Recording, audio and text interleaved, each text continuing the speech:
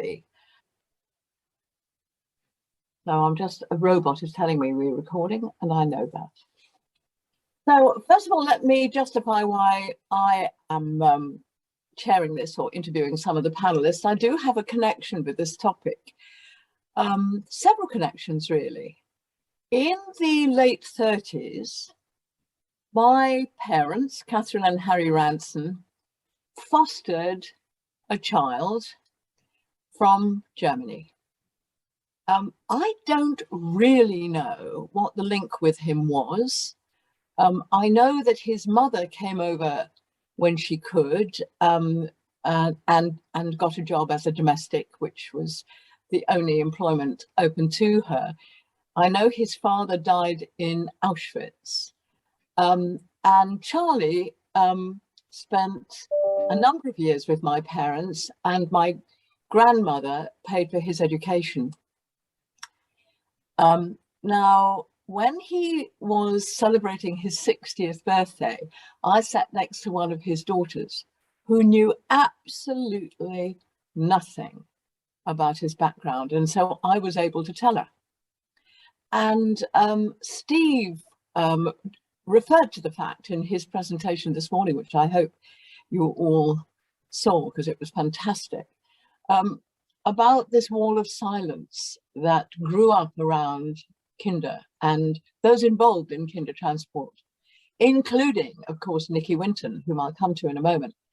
And I think some things are too painful and too horrific to talk about.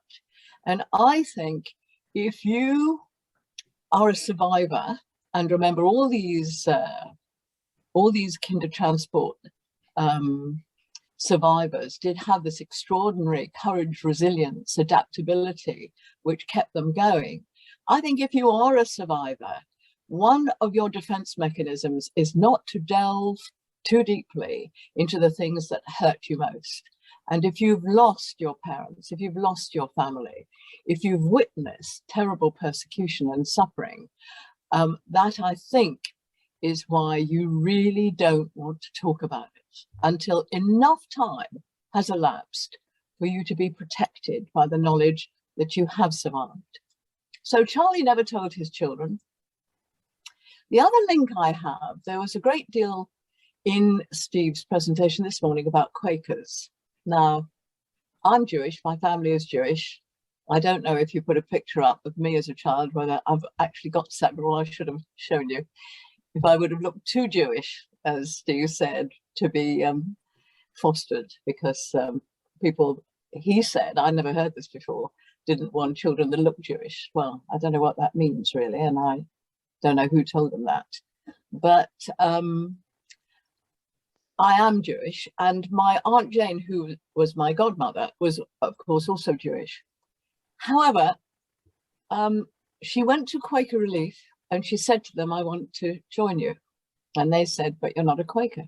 And she said, I know that, but I still want to join you. I think your work is wonderful. I want to join you. So they said, go away and let us think about it. So they thought about it. She told me this. So then she came back and said, excuse me, have you thought about it? And they said, well, we are thinking about it. She said, well, could you hurry up? Because I want to go now. If you don't take me now, I'll go somewhere else. So they took her. And she became an ambulance driver and was part of the first civilian group that went into Belsen when it was opened up.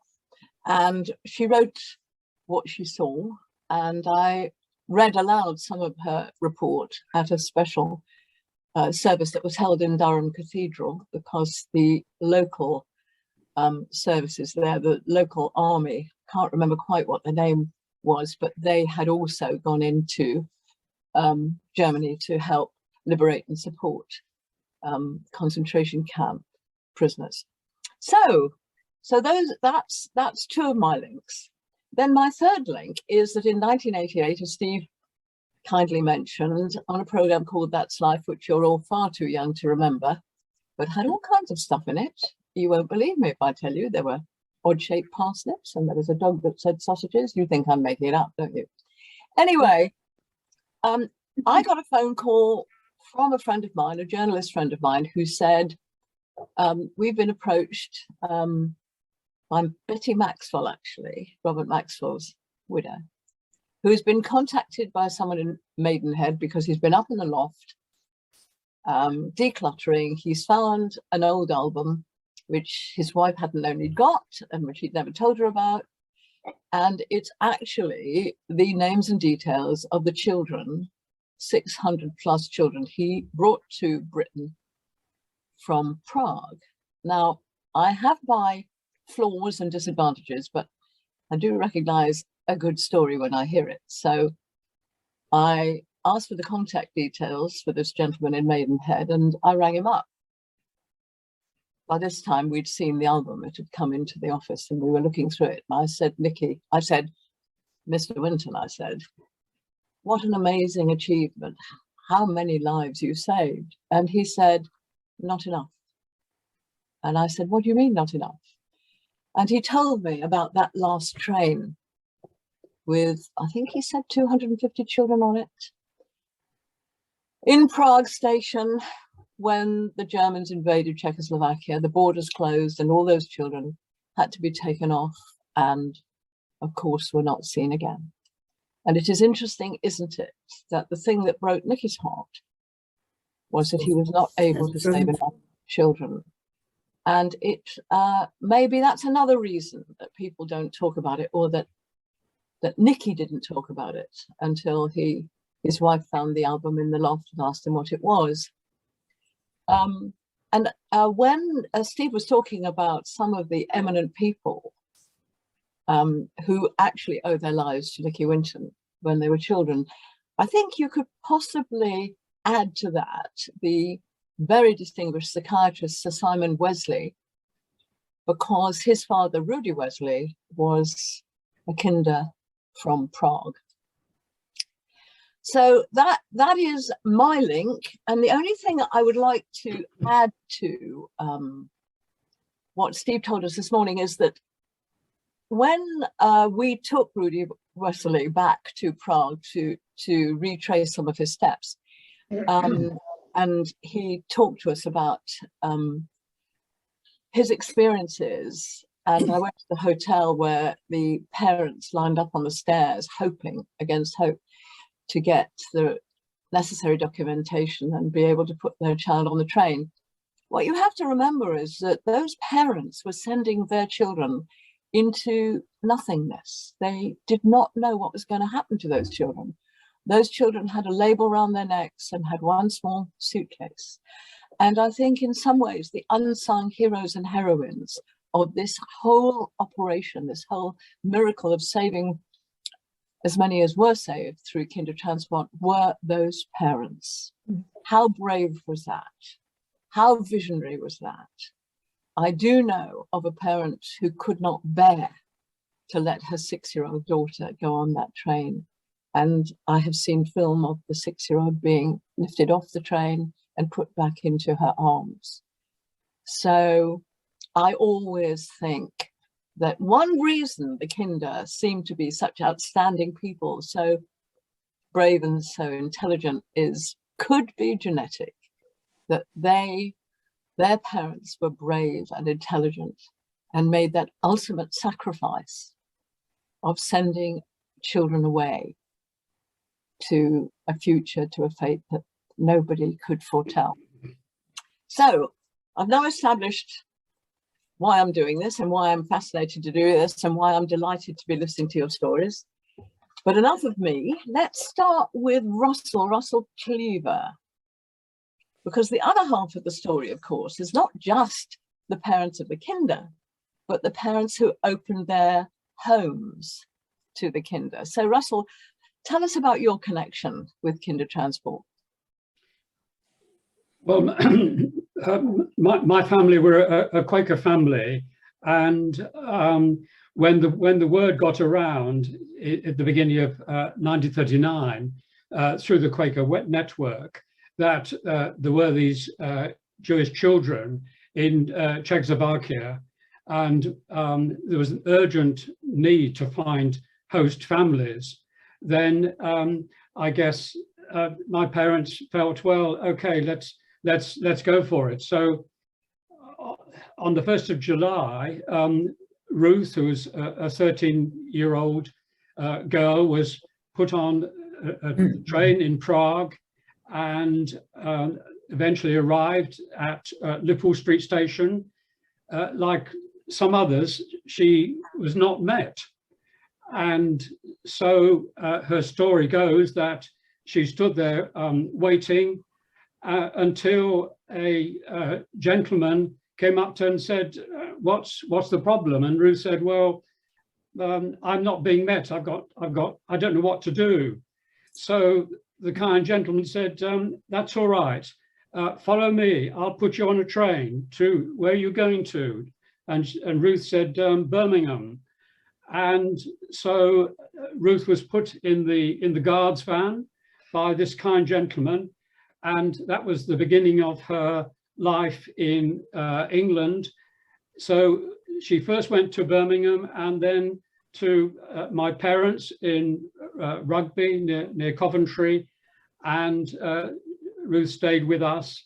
I was, of course, only a very small child. I was about 4 years old, so my first-hand memories are very, very sketchy, but just to say that the kind gentleman at Liverpool Street Station was in fact Nicky Winton.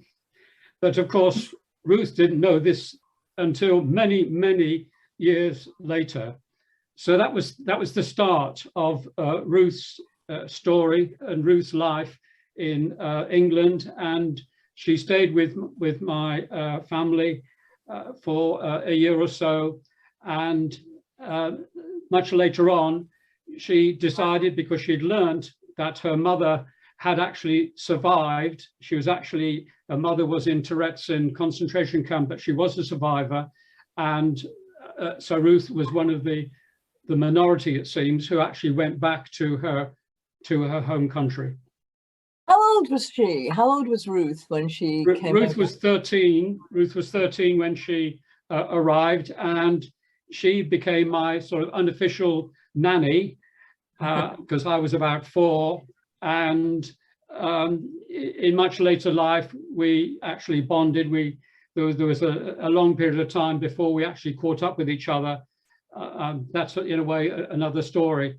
So she was my nanny, and she always referred to me as her little English baby, her little English child, her little English boy.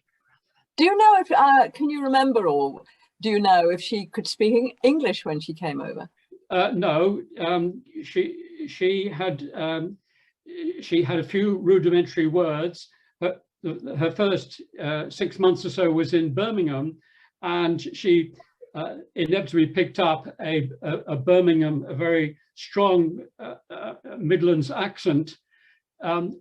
Then it was realized when she became 14, 15 that she needed to have an education. And as was said, I think this morning, the Quaker network was very keen that where possible, these children should receive an education.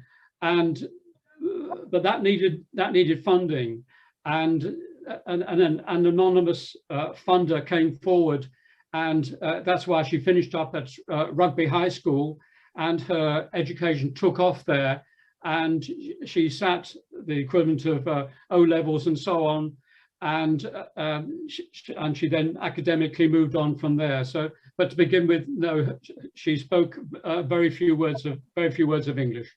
Now, you say that you were able to track each other down, and you say that's another story. So just briefly, whose initiative was it to find each other? Was it yours or hers or both?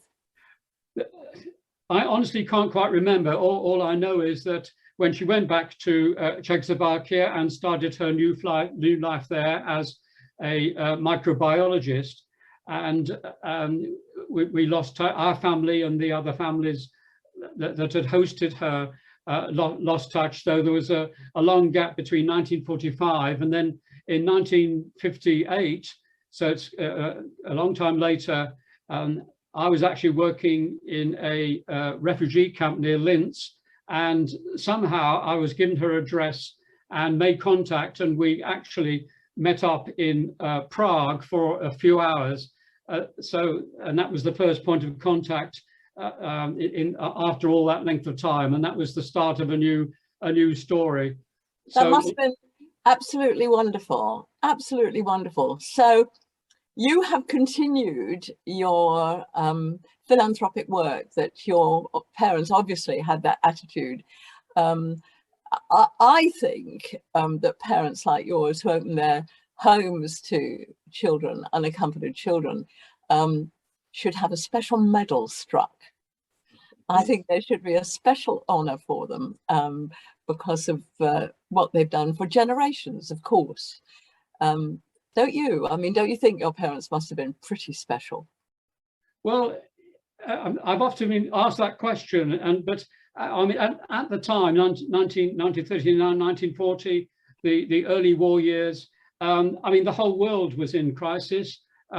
People's lives were turned upside down, and so I think, as far as my parents were concerned, it was no great event.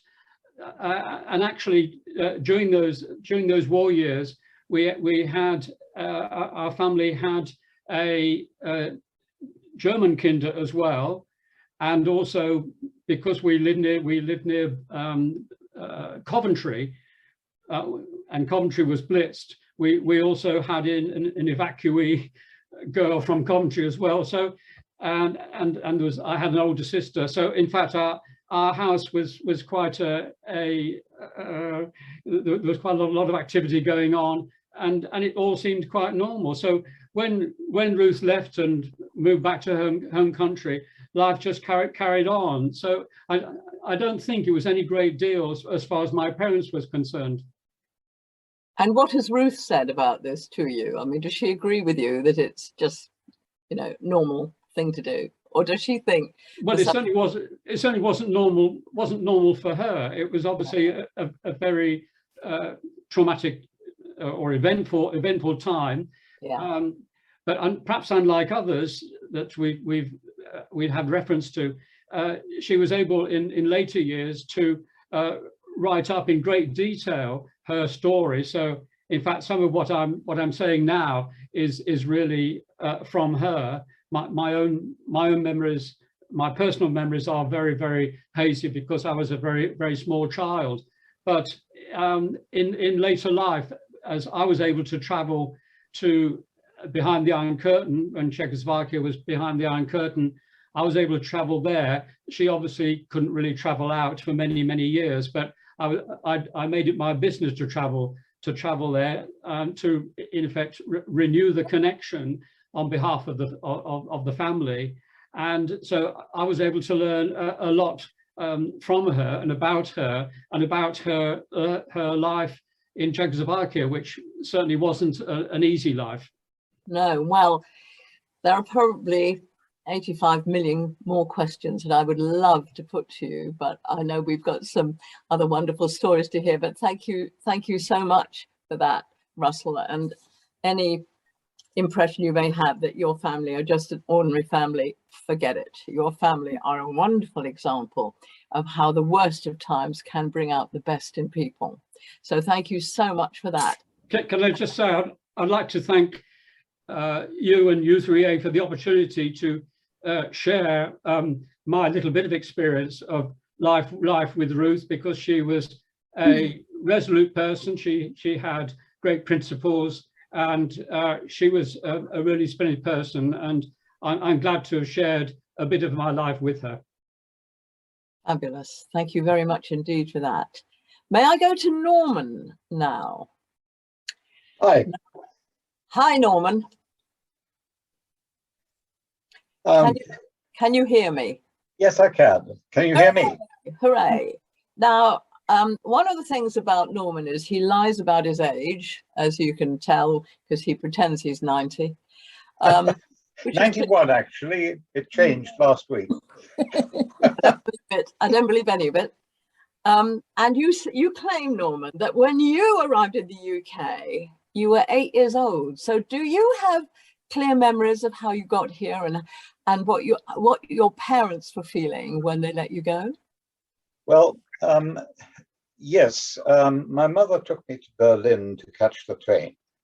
For me, traveling somewhere on my own was not something entirely new, because I had gone to stay with my grandfather in Munich a number of times and had gone on the train by myself, even as a very young child of 5 or 6. So when my mother said, "You're going to go to England, I'm going to come and join you soon, but you're going to go and stay with 2 ladies in Yorkshire, who in fact were Quakers." And fine, I was just going on another train journey. And we went off, and there was no particular problem. It was just a trip by train across Holland and then by ship to Harwich. But when I got to London, things had changed a bit, because the 2 ladies in Thirsk had decided that perhaps they could not handle an 8-year-old child from Germany. They were quite elderly, and there was some uncertainty about when my mother would be able to come and join as a domestic servant, which was the way people came to England then. So I landed up in a home which was organized by Alan Sainsbury, who later became Baron Sainsbury of Drury Lane. There were about 20 of us, and as far as I can remember, all of them were boys except one. And she was the sister of 2 other children called Schüler, who were in the home. And I was one of the younger ones. Quite frankly, I got bullied quite a lot, and I found it quite difficult to cope with that because I hadn't experienced it before. That went on for quite some time, but this was in March of 1939. We went to school a couple of months later. I already spoke a certain amount of English before I arrived. And gradually you got used to what was going on in the home. Alan Sainsbury arranged for us to go to Bexhill for a month in the summer. And there I became the expert tunnel builder in the sand castles. This was rather ended the bullying, because everybody was after my services. Shortly after that, of course, war broke out, and things changed again entirely. The whole school, and of course it was an English elementary school, travelled from Putney to Reading, and there we were billeted, just like other children. It's nothing to do with us being refugees. The first family I stayed with for only about a week. They found it difficult to handle 2 refugee children, especially as the other little boy couldn't speak English very well. And so we were returned for reallocation. We then went to stay with a lady, another friend of mine, in fact, from the Kindertransport, and I went to stay with another lady who, it appears, really only wanted the evacuees for the money that the government was paying. She was not particularly nice. She was rather unpopular even with her neighbours. So we only stayed there for a little while.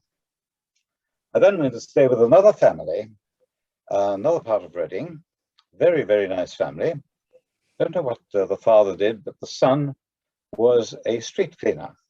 And I used to go out with him on Saturdays and help him clean the streets around Tilehurst in Reading. Well, my headmaster didn't think that was a very good idea, so I left there again. And finally, I went to stay with a young couple, childless couple, with whom I remained from sometime in 1940 until I went to America at the end of 1944. And they became my foster parents in reality during, obviously, very important time in the development of a child from around 10 to about 14.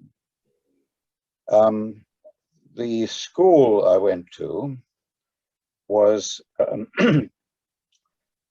based in the basement meeting area of a Methodist church in Reading. There were 4 classes in each corner of the hall, with not an ideal kind of education, especially for children who had come from a totally different kind of education in Germany. The headmaster, who was a very, very effective headmaster, I think, took about 8 of us into a small committee room, and he taught us there by himself. And we were the ones who then went on to grammar school. And I really became wholly integrated into the British society. I had a major set-to with the rabbi in Reading, because he did not think it appropriate for me to play the part of Joseph in the nativity play at school.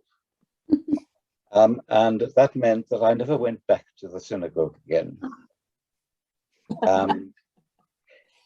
Yeah. I lost contact with all of the refugee children. There weren't any in my grammar school. I don't know where all the others went to. And that went on until 1944, by which time I'd become a fit football player. I even had a girlfriend, although we weren't allowed to have girlfriends at that time. And my parents had been able to escape from Germany in 1941 and travel directly to America. They obviously wanted me to join them and arranged for me to leave England, even though the war was still on. I went to America in December of 1944, just after my 14th birthday. I didn't go very happily. I really didn't want to leave England, didn't want to leave my school, and certainly didn't want to leave my girlfriend. And so when I arrived in America, and I think this may have happened with other children as well, I was rather resentful of my parents. It was very difficult to really get together with them again. They still spoke German at home. I didn't speak a word of German. And quite frankly, I did not want to be there. And I made that very clear. Well, one has to go on. I went to high school, fortunately a very good high school, and there's a long story attached to that, and graduated high school in New York when I was 15, which is rather too young actually, and I started university at the age of 15. After I'd got my degree, and all that time I was working part-time because my parents couldn't provide for me to go to university themselves.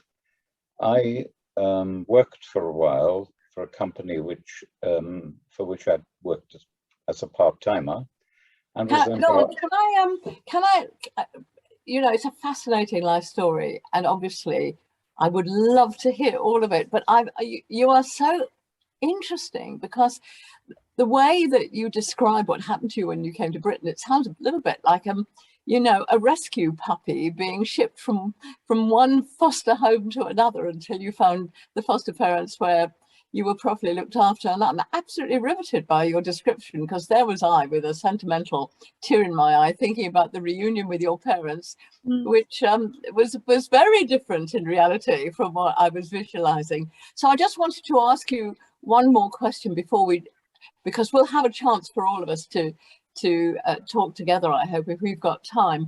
Do you have memories of anti-Semitism in your childhood before you got on that train? Do you have any memory of that?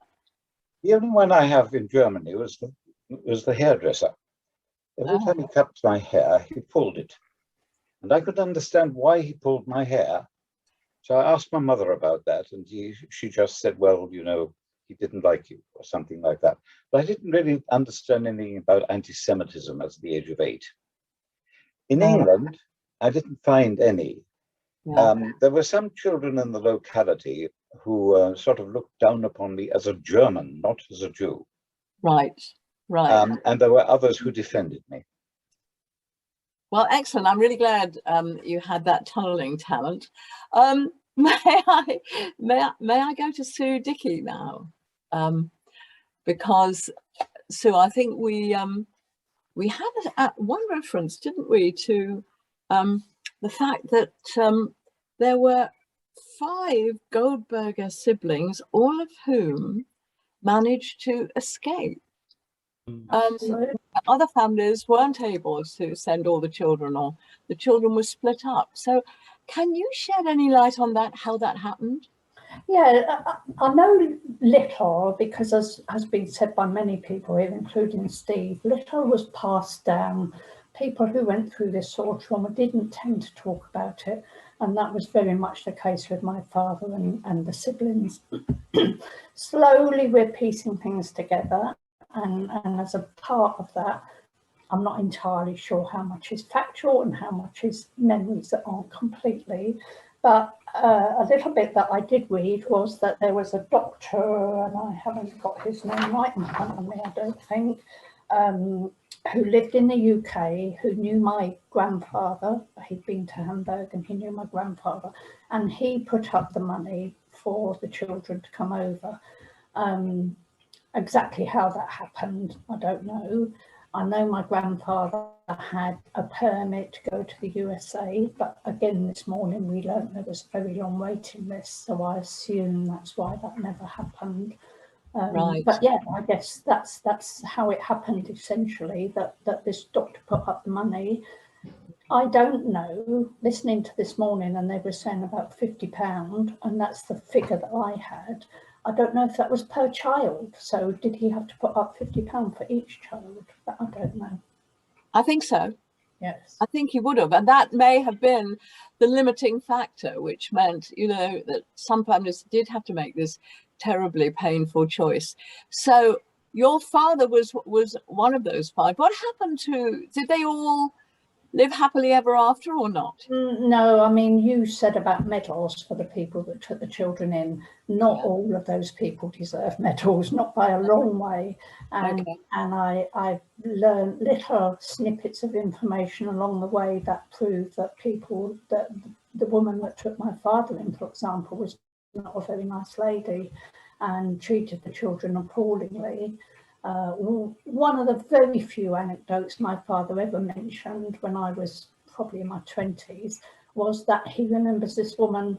She had a 6-year-old boy in the house. Dad was only 11, but this 6-year-old was crying for his mother at night, and apparently she said to him, "I don't know why you're crying for her, you'll never see her again."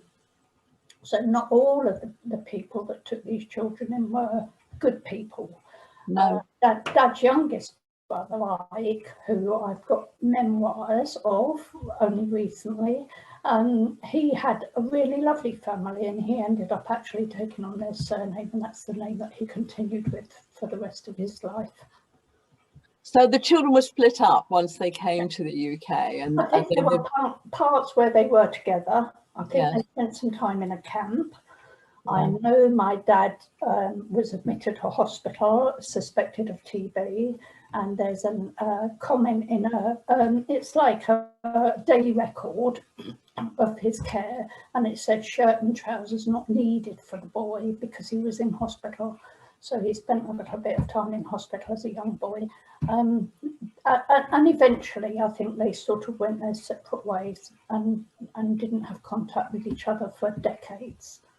Gosh, and did they reunite in the end? Yes, gradually. Dad's older brother Abraham went a little bit of a pathway here. He joined the Jewish Brigade. He went to Palestine.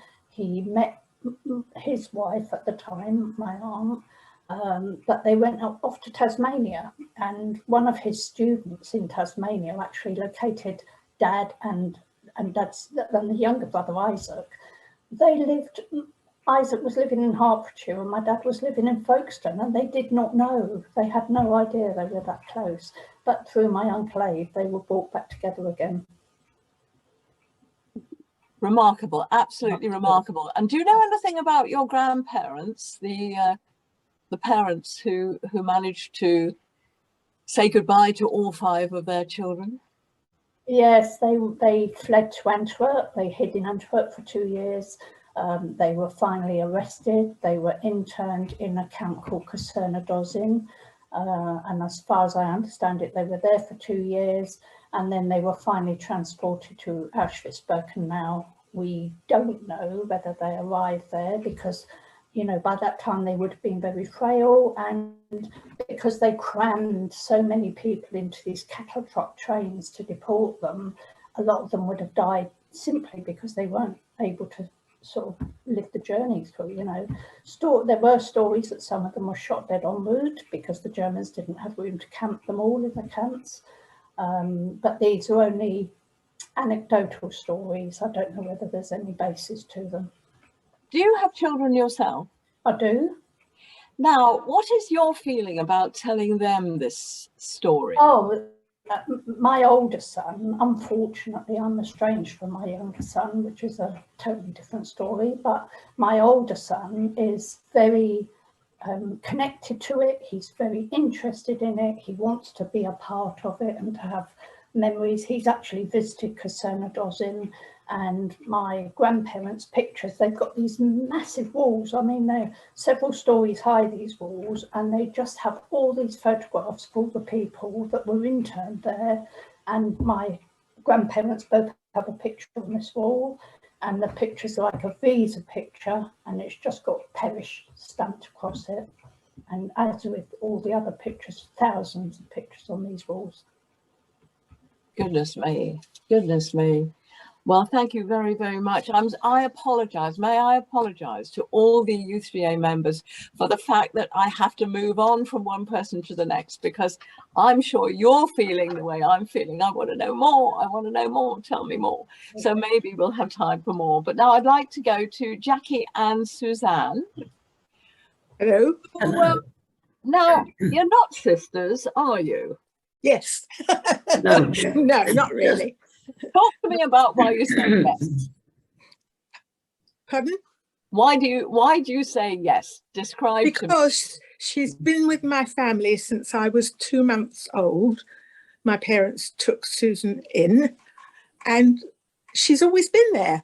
I was her bridesmaid. I know her whole family. She lives 10 minutes up the road, and we're really good friends. Although there's a little bit of difference in age, but it doesn't matter. Doesn't matter. She's lovely. 13 years difference. How many years? 13. 13 years. So you were Yes. you were how old when you came to It was just before my 14th birthday. Right. So can you remember was it a train journey? Can you remember being put on the train? Yes, I can. I left very early in the morning from Berlin. My parents saw me off. Yeah. They did not cry. I can't understand how they could do it. I was an only child. You can't understand, you know, especially as I have children myself, how brave that was. And then I was very, very lucky to come to Jacky's parents. So when your parents put you on the train, how did they explain where you were going? What did they say? Well, I knew where I was going. Yeah. I was very lucky. The committee from Woburn House had arranged for me to stay with the family. So we knew that I was coming to a Jewish family, but they were terribly young. The husband was 28 years old and the wife 26. It was just owing to his impulsiveness to take me.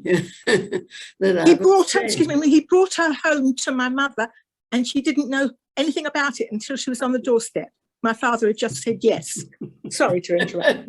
It's more and more and more like rescue puppies, isn't it? Yes.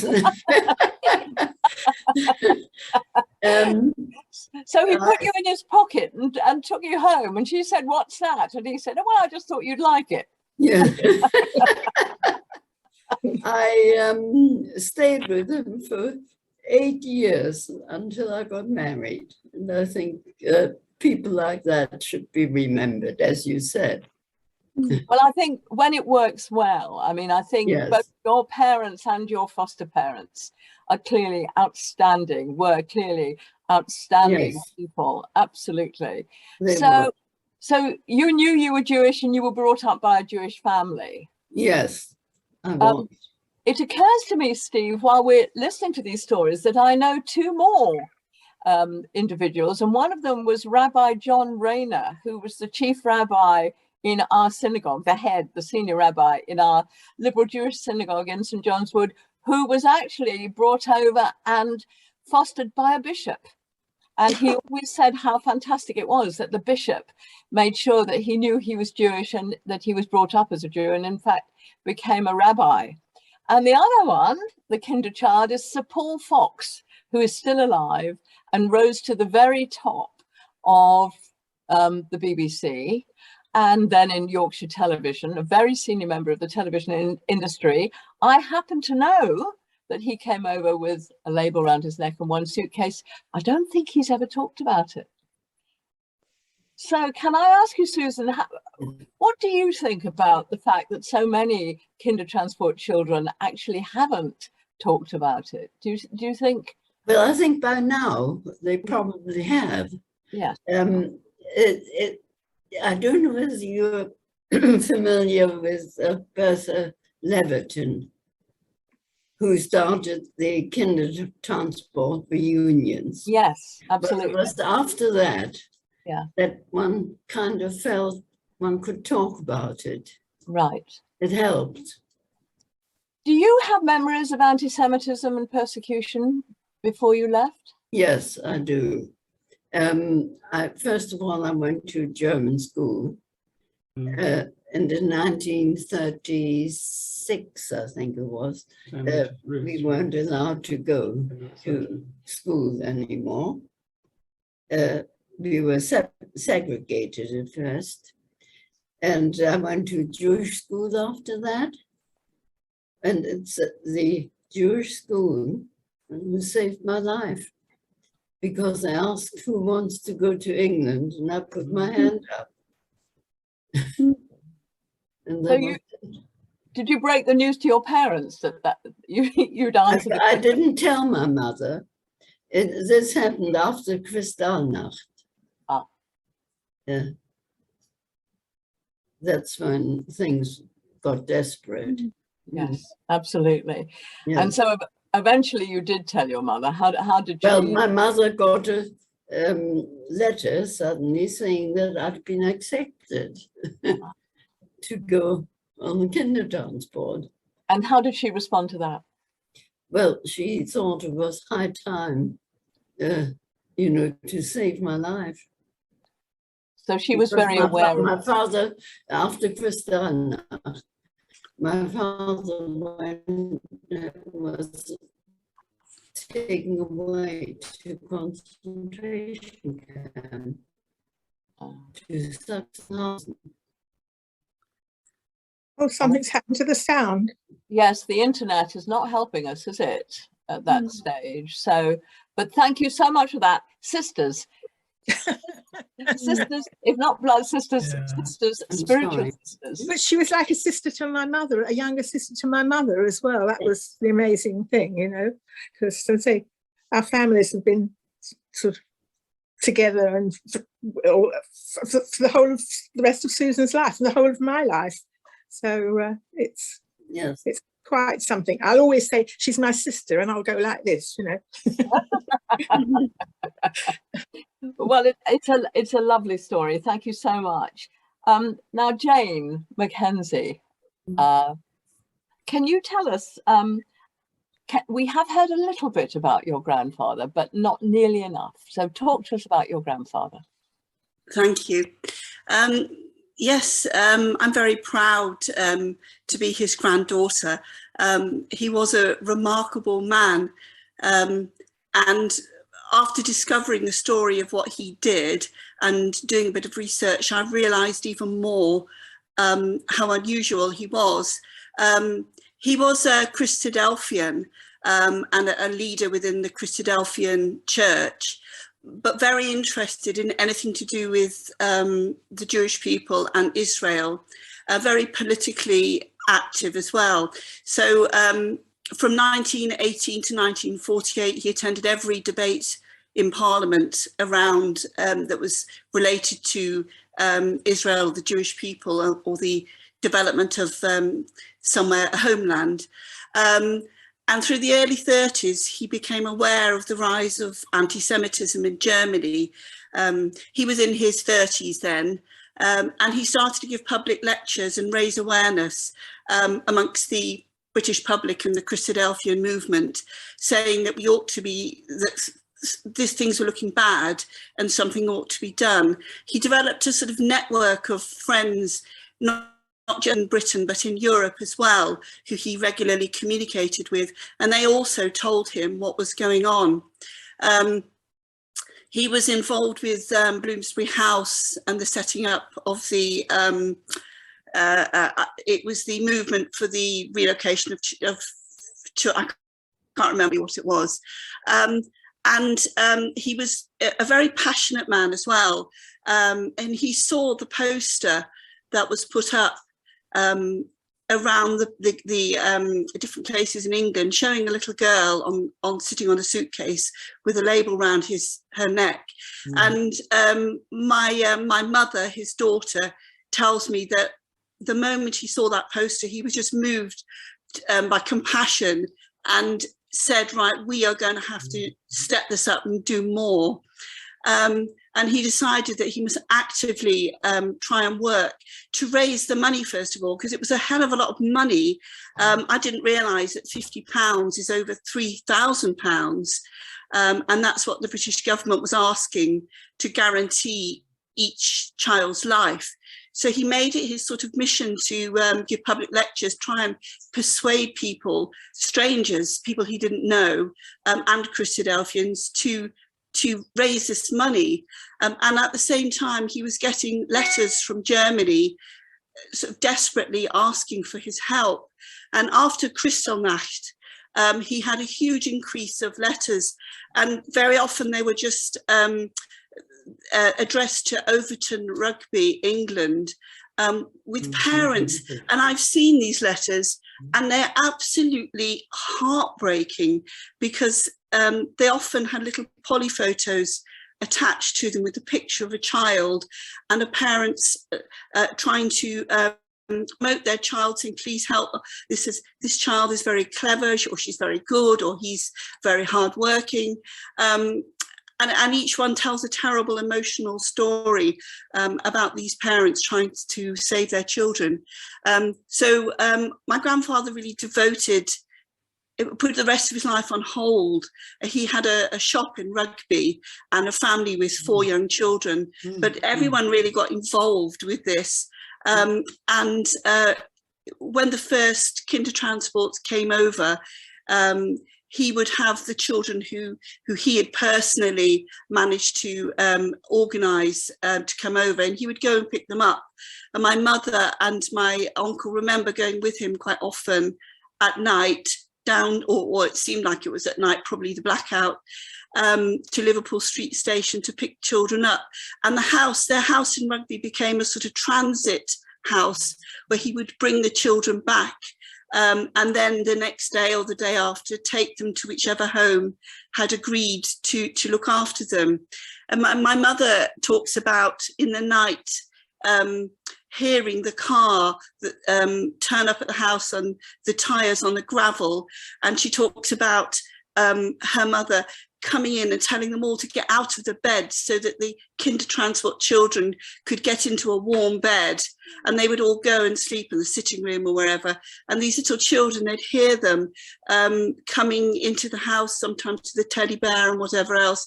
Her mother would give them some milk, put them to bed. And also my mother talks about hearing them crying in the night for their mothers. She's still, my mother is dead now, but it moved her so much as a child to hear that. And my grandfather found that many of the boys couldn't be placed, or foster families decided that they didn't actually want an older boy. So he decided to set up a hostel of his own in Rugby that he called Little Thorn. And throughout the war, he looked after between 9 to 15 Jewish boys there. And I spoke to one of them after the war, Hanush Schnabel, who told me that he was like a father to them. He was there every day. They had film shows, they went to the sea, they went swimming. So he became a sort of house father. But there's a very, to me, fascinating, almost unbelievable story where he had paid and arranged for a family to come over from Germany just before the outbreak of war, and Mrs. Sperber and her 2 sons. And the mother was going to be a house mother because he was aware there needed to be a woman and someone with who was Jewish who could teach them about the Torah. He was very insistent that all of these boys understood their heritage and would know where they came from and be taught about their Jewish roots. And the 2 boys came over on the Kindertransport and he picked them up, but they said their mother had been arrested before they left. So they arrived, but without their mother. And my grandfather was an extremely determined person, wouldn't let anything stand in his way. And he asked the boys where she'd been taken to, and they told him, I think it was a holding camp of some sort. And he actually rang the camp from the house with the 2 boys translating for him on an extension on the telephone, and actually spoke to, I don't know, the administrator or whatever in the camp, and said, you have a lady in your camp, she shouldn't be there, I've paid for her transport, she's coming to England, she needs to work for me. And they looked in their filing cabinet, couldn't find any reference to her at all, and said, no, there is nobody here. And because of my grandfather's personality, he said, look, sometimes when I'm filing things, I misfile. Please, could you go and look in the file in front and the file behind the one where her name should be? So they went away, they did that. They came back and they said, yes, we found her. And they put her on a train and she came and her life was saved. So she came to Rugby and she became the hostel's mother. So it was run by my grandfather and Mrs. Sperber through the war. And to me, that epitomizes his character. And I'm really keen to write something about him, to write a book. He himself didn't want any publicity like Nicky Winton. He never really spoke about it. I also went and spent time in Nicky Winton and Vera Gissing, probably, I don't know, about 10 years ago. And he remembers my grandfather really well with warmth and affection, and felt that he'd done very similar work to his, and really allowed me to fill out in my mind more memories. And I'm just very proud of what he's done and feel like it's a story that should be told. Well, I think you're completely right. Quite clearly, it should be told. And I don't know if you're suffering from any kind of lockdown, but it's a wonderful moment where you can sit down and say, my personal motto is, if not now, when? So now you're getting a commission from U3A members. Write it down. Jane. You're right. You're right. We want all the detail. We want any pictures you have. We want reminiscences from the many boys. owe their life, their happiness, any success they've had to Alan Overbury. And thank you so much. That was absolutely inspiring. It was a wonderful, wonderful glimpse of the book that you are now about to write. But Esther, yes, I've sent Georgia a picture of my grandfather and Mrs. Sperber and some of the boys that was taken at the hostel, which I don't know if you said you were showing some pictures, Georgia. I'm not sure. I have got some pictures, and so we can come back and have a look at a few of the pictures that some of you have sent in. Yes, it's great to see. Yeah, that would be lovely. Can you put that picture up now, Georgia? Or is I can. Not at all. Right. So because that would be lovely to see. Let's see what happens through the magic of Zoom. Aha. Okay, can you see that? There's the boys. That's the one we've seen. That's right. Yeah. Yeah. Yes. And there's pre-kinder 38. I was going to say adults. They look extremely cheerful. Yes, they were. And Mrs. Thingamajig, the one you're circling. Yes, that's Mrs. Sperber. That's the lady that he managed to spring. Well, what a film this would be. It would, wouldn't it? Yes. Film this would be. Why don't you drop me an email, Jane? I'm esther@gembex.co.uk. That's ESTHER at JEMBEX.co.uk, and I'm now happy to share my email address with 500 or 600 U3A members. That's absolutely fine. And anybody who wants to add to the story, or Jane, if you would like to give me a little breakdown of the film as you see it, and I will do my very, very best. All right. Thank you. Georgia, would you send me that email address? Of course.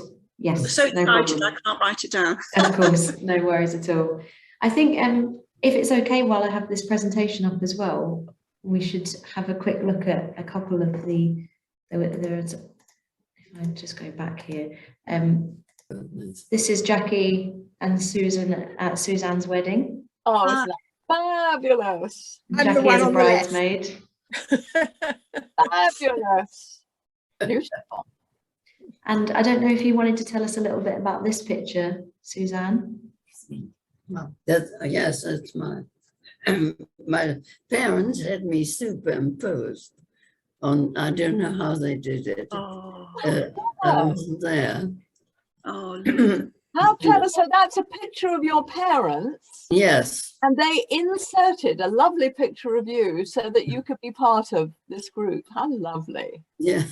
How clever of you to visit us in secret is the caption. That's absolutely wonderful. Yes, yes, very touching. Well, we've got one more story to tell, haven't we, Georgia? And that is the story of Fred Stern. Now, we got a picture, Fred Stern. He came to Britain when he was 15 years old on Kindertransport, but as we've heard from Steve, there was one of Churchill's few mistakes was to decide that German Jews were enemy aliens. Can you believe? And so he was actually shipped to an internment camp in Canada. And we have recorded an interview I did earlier with Fred in which he talks about his life in Nazi-occupied Vienna, what it was like in his internment in Canada on the way there, and what his life was like when he came back to the UK. So, Georgia, if we could have a look at that video, Fred's story. So, Fred, may I call you Fred? Yes, of course. Thank you. You call me Esther. You have had such a fascinating life. It's very difficult for me to imagine what it must have been like for you. So can you tell me your story? Thank you for asking me. At the age of 15, were you aware of the huge threat that Hitler posed Jews like yourself?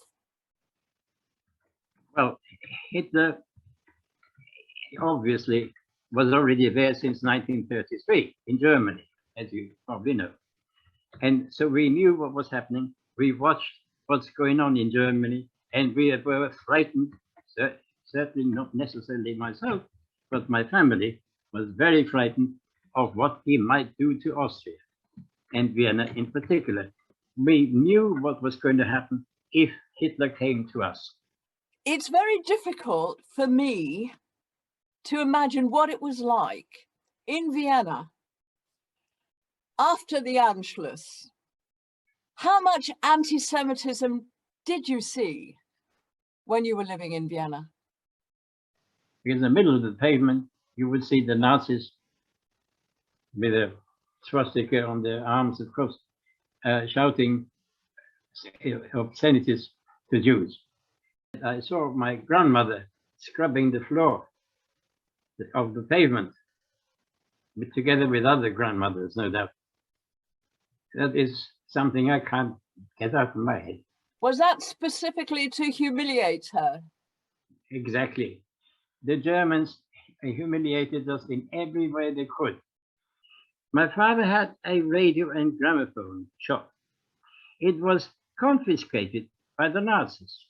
And before that, you'd see Jewish, belonged to a Jew or whatever. And so everybody knew not to go in, because if they get photographed to go in, they might be in trouble. They knew that. So the business was just dead. Vienna has the most peculiar arrangements with houses.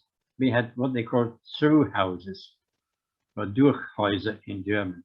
And it means that you came in from the street, walked through, and come out in another street. And we knew all those through houses because it was very important to know how to escape being chased. And chased we certainly were often enough. Were those just ordinary people who were chasing you and shouting obscenities at you? Were they just ordinary members of the Nazi Party, or were they soldiers or police? Young boys didn't necessarily belong to the Nazi Party, because you had to probably pay for being there, or I don't know what. It didn't occur to me, or probably anybody else, if you belonged to it or not. They were just Nazis, full stop. Then what happened? My mother kept a book in which she entered all the names of the family, the wider family, and the friends that she had, and of people who knew that they were taken away. And it came to 74, quite a lot. How did you get to England? A small ship just took us from Harwich to the Hook of Holland. Did you have any members of your family with you? No, not at that time. How old were you at that time? I was 15. So there you were on the train with other children, not knowing quite where you were going, but obviously understanding that you were escaping a terrible fate. How did you feel? Were you frightened? It's a good question. I wasn't exactly singing my way into bed. No, obviously I was frightened, but I wasn't one of the type of people who is that easily frightened. I use my brain as much as I can, and I always did from the beginning. And if you're frightened, you then do the wrong thing. You've got to actually see what's happening, who is after your soul, after your heart, and after you whatever, and deal with the subject as you think fit, which is what I did. Now you and your father were actually interned, as so many were, as enemy aliens. What was that like? In March 1940, Winston Churchill announced all refugees as enemy aliens, using the now famous "colour the lot," which he regretted eventually. It became obvious that we, the internees, were the best friends England ever had. Taking this into account, the war would have ended sooner due to the immense contribution by the Jewish people And above all, we would not have lost 6 million Jews, including members of our family and friends. This surpassed all the inhumanity perpetrated in the whole of Jewish history. So what happened next? We were given the choice of staying in Britain, going to Canada, or Australia. I decided to go to Canada, as we had friends across the border in New York with whom I wanted to get in touch to tell my parents that I was on the way. We were placed in different parts of the ship, separated by a timber gate. You chose to go to Canada, but that was quite a dangerous crossing because the Arandora Star had already been sunk. A day after we embarked on the Sobieski, we were followed by a German destroyer, with an English destroyer guarding our ships between us. The Germans gave up. We lost one of the engines and therefore took twice as long to sail to Canada. Arriving at the camp, more verbal abuse from German prisoners was our reception. We managed to ensure that we would wish to do our own cooking. I volunteered to be the waiter. I thought that being a waiter is tantamount to being needed by the internees and the cooks, as well as being sure of getting something to eat. I always remember the yellow cheese sandwiches, which kept us from being hungry. The internees were all given blue paper to write home. This was an international agreement.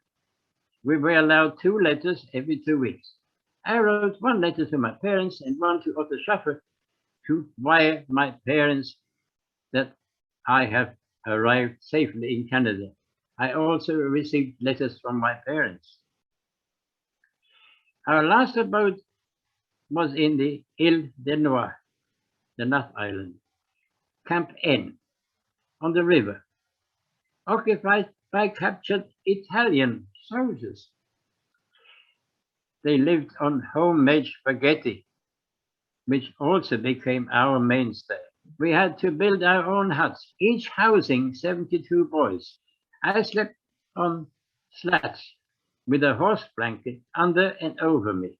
It was minus 22 degrees centigrade. In the winter, spring and summer 1941, I was felling trees in Canada, which hardened me for a long time. I left Canada in July 1942.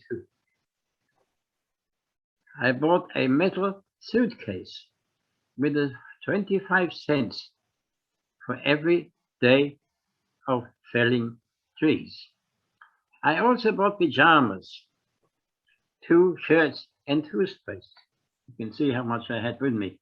I didn't tell my parents I was coming home, as the ship, the Arandora Star, sank when going from UK to Canada, and I didn't want to worry them as I returned on the ship. I went to my parents' home in Berkhamsted, rang the bell. My mother opened the door. Can you describe being reunited with your mother when you found her, not having told her, you never told her you were on your way, and when you stood outside the door and she opened the door? What did she say to you? How did she feel? That I remember exactly. The book is the boy is here. You are extraordinarily resilient, Fred, and it's amazing to hear your story. Thank you so much. Well, I've absolutely loved hearing all your stories. I want to thank you so much for all the fascinating insights you gave us, different aspects of it.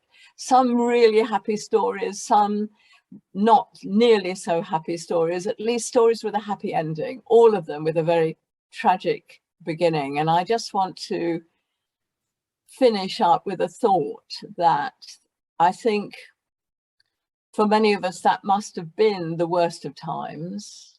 Difficult to think of anything that rivals the Holocaust, though obviously we have tough times coming and going, but it just is evidence that even in the worst of times, you can find the best people and the best in people. And I just want to say how fantastic the survivors are, not only because of their courage and determination, which has led to them surviving, but also for their courage in sharing their stories, telling us their memories. So thank you very, very, very much. Thank you very, very much. Yes, thank you all. Thank you all. We've been putting this project together with U3A members. It came at first as we thought we would just find a couple of people within the membership with stories to tell, but then there were so many stories that came forward, and we're so grateful to everyone who's contributed. There were loads more that we couldn't fit in today's session, and they are all going online. Most of them are online already. There's just a few tweaks, so we will be adding more. And I'm sure over the next few weeks, more people will get in touch as well. So I will be sending a link to that. Please go online, please read everyone's stories. There's amazing pictures as well that people have contributed. You can see all of Sue's dad's siblings, the all 5 that made it across, and Russell and Ruth together. Yeah, and lots more pictures and content on there.